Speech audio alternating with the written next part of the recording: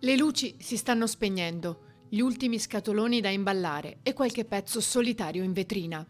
Resta questo della storica vetreria Venini in piazza San Marco che la famiglia Damiani ha acquisito nel 2016.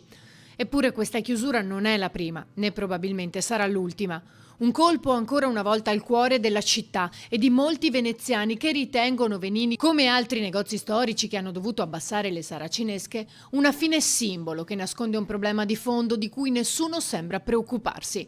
Come ha in qualche modo evidenziato Claudio Vernier dell'associazione Piazza San Marco con un post su Facebook e un collage di tutte le attività della zona che hanno chiuso.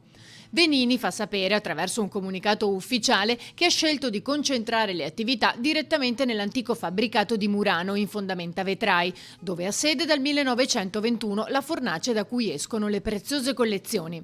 Ma non tutto è perduto per quanto riguarda Venezia città. L'azienda infatti sta valutando la possibilità di una nuova apertura che possa portare avanti la tradizionale presenza del marchio in laguna.